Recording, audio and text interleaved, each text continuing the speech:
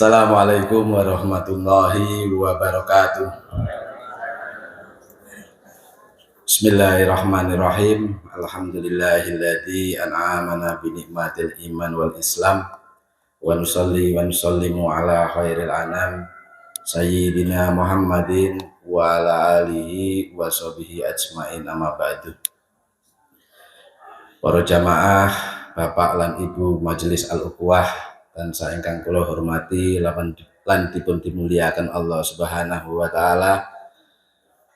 Monggo saderengipun kita muji syukur dan mengucapkan rasa syukur kita dengan ucapan alhamdulillahirabbil alamin atas nikmat yang telah Allah berikan kepada kita semua, dibangunkan pada pagi hari ini dalam keadaan sehat walafiat tanpa satu kekurangan apapun, dan Allah pilih kita untuk hadir di majelis yang sangat kita cintai dan kita sayangi ini, di majelis yang insya Allah ini adalah majelis mulia yang di dalamnya dibicarakan ilmunya Allah Subhanahu wa taala, yang di dalamnya selalu kita mendapatkan tausiah dari para ulama, dari para kiai, dari para ustadz, di mana setiap pagi hari, setiap minggu kita bangun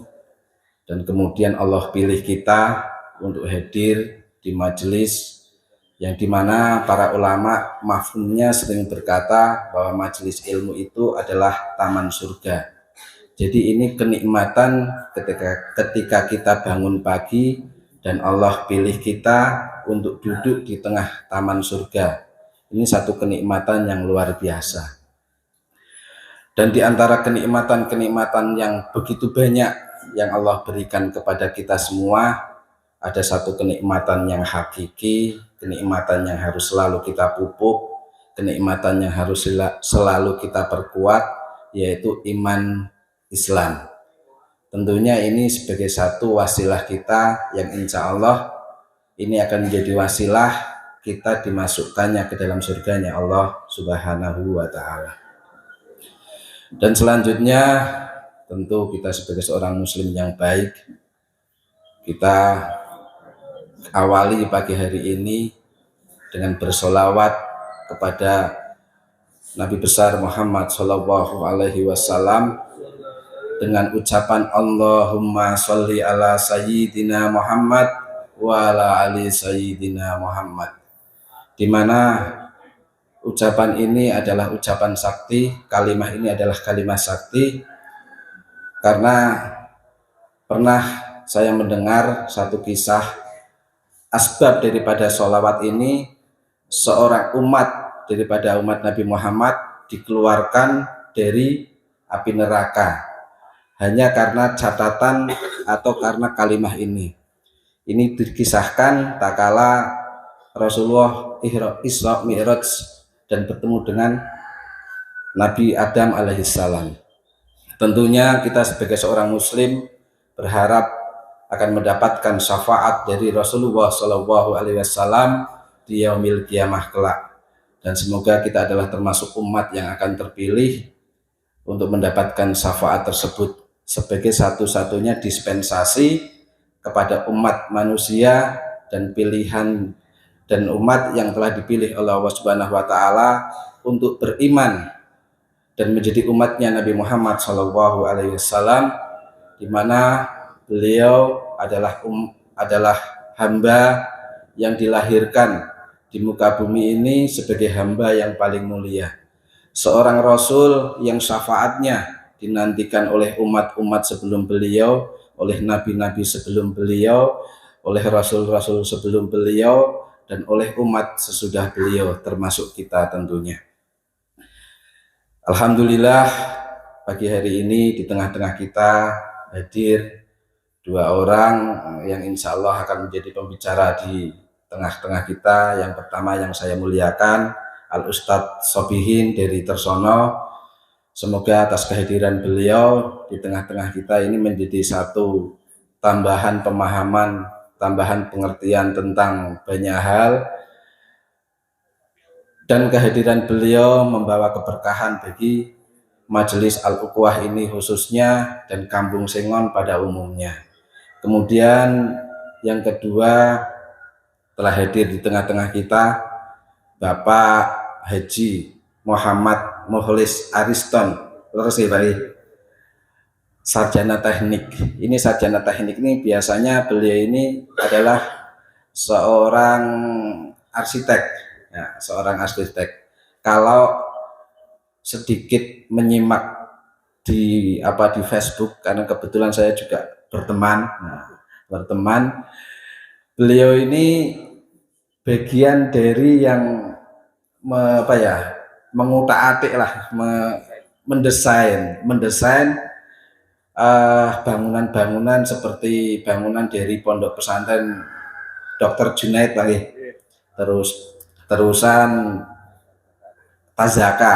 Nah, ini nanti barangkali bisa ditularkan kepada Pak Ustadz Camari, pria caranya desain ya gitu.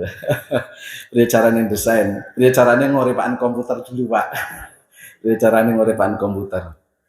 Semoga kehadiran beliau di tengah-tengah kita ini juga bisa memberi manfaat untuk kita dan pulang dari majelis ini mendapat oleh-oleh yang istimewa. Yang kebetulan beliau selain seorang arsitek, beliau juga pada tahun ini untuk kali pertama Pak? Untuk kali pertama beliau mencalonkan sebagai anggota legislatif dan beliau menggunakan Partai Keadilan Sejahtera untuk bisa mencapai cita-citanya. Adapun beliau ini mencalonkan di tingkat provinsi. Nah, semoga doa dari para jamaah Majelis Al-Ukhuwah ini bisa mengantarkan beliau ke kursi dewan, sehingga nanti kita juga bisa nitip aspirasi kepada beliau. Kemudian yang kami muliakan,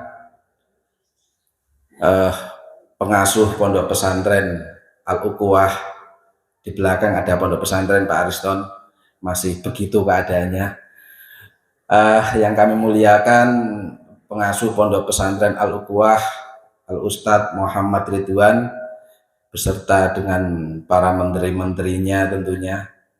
Semoga beliau selalu diberi kesehatan, diberi kesabaran dalam membimbing santri-santrinya, karena kalau masa sekarang ini namanya masa Gen Z atau Gen Z. Jadi kadang-kadang santri-santrinya agak tengil, agak rodo ngeyeng. Ini efek daripada, kalau beruntungnya di sini nggak boleh bawa HP. Jadi mungkin jarang-jarang mengakses TikTok Pak. Nah, ini TikTok ini bagi saya ini yang baru masuk dunia TikTok ini bikin racun Mas, benar-benar bikin racun. Karena pas sekali scroll itu sudah pinginnya penasaran, bawahnya apalagi. Dan kebetulan ini masanya masa kampanye. Nah, masa kampanye ini banyak potongan-potongan video yang diambil berdasarkan maunya, potongannya di belakang. Nah, seperti kasusnya ini yang terakhir ini, tak kala ada kampanye, ngapunten ini sedikit, ini dipotong di tengah-tengah ada kalimat yang kurang lebih bahwasanya salah satu presiden akan ditolong oleh Jibril. Padahal kalau dilihat panjang videonya, ini penjelasannya jelas. Atau bahkan kadang-kadang ada potongan-potongan lain dari calon-calon yang dipotong. Lah ini kita harus hati-hati. Jadi kepada santri nanti kalau main scrollan atau apa ini jangan dipotong, jangan dicari yang menguntungkan. Kemudian semoga para santri dan santriwati Al-Ukhuwah jenengan mondok di sini ini diniatkan dengan ikhlas, pulang membawa ilmu yang sangat bermanfaat khususnya untuk pribadi para santri, dan menjadi untuk kepentingan masyarakat ini juga bisa memberi manfaat dan membawa kebaikan untuk umat pada umumnya. Kemudian kepada para jamaah, tidak henti-hentinya kami mengucapkan terima kasih atas kerawuhannya di majelis kita ini. Kita udah bertahun-tahun bersama-sama setia bersama Majelis Al-Ukhuwah, di mana di dalam Majelis Al-Ukhuwah ini sering kita mendatangkan pembicara dari berbagai macam latar belakang. Artinya alhamdulillah sepanjang kami memanggil atau mengundang para pembicara ini, tidak ada sedikit pun di antara kita kemudian terbawa arus-arus yang paham-paham yang ke kananan atau ke kirinan. Ini artinya jamaah bisa memilah dan memilih dari apa yang disampaikan para pembicara yang kita hadirkan. Tentunya kami sebagai relawan ini berat kalau tidak ada doa dari para jamaah, dari para ibu-ibu, dari bapak-bapak, dan dari para pembicara atau para dai yang hadir di tengah-tengah kita. Ini asbab daripada doa-doa bapak-bapak semua ini, kami sampai hari ini masih bertahan, masih sabar, masih terus istiqomah untuk mengadakan kegiatan pagi di minggu ini. Ini majelis ini sangat unik karena di tengah-tengahnya ini ada pasar, yang mana kadang-kadang ketika pengajian berjalan di dalam ada bunyi metiki klopo, Pak, taktik kayak gitu ya. Ini kepada para pedagang mohon pengertiannya sedikit. Nanti kalau pas metiki matik klopo ini volumenya dikecilin, jadi jangan terlalu kenceng. Jadi sebagaimana caranya pokoknya mate klopo tapi ojo ngasih sangat. Jadi kados niku. Kami atas nama relawan tentunya mohon maaf barangkali banyak kekurangan, kemudian barangkali tempatnya yang tidak layak atau kurang layak, kemudian sering ada gangguan sound system dan lain sebagainya. Begitu, mengingat waktu dan kebetulan karena ada dua pembicara yang durasi waktunya harus dibagi, Pak, ngapunten sangat nih. Biasanya kalau kita ini 1 jam, Pak, 1 jam, jadi nanti harapannya walaupun waktunya pendek tapi berisi daging semua. Nah ini jadi jangan kemudian kok cendek gitu, Pak, ngapunten sangat. Jadi kami atas nama relawan sekali lagi mohon maaf yang sebesar-besarnya karena beliaunya sudah hadir di tengah-tengah kita, tidak bijaksana kalau kami terlalu panjang dan lebar, mungkin terlalu panjang nanti jadinya bagaimana, kalau terlalu pendek juga bagaimana.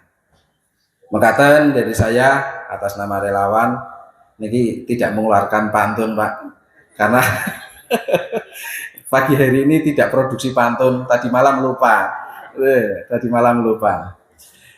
Dari saya, billahi taufiq wal hidayah. Wassalamualaikum warahmatullahi wabarakatuh.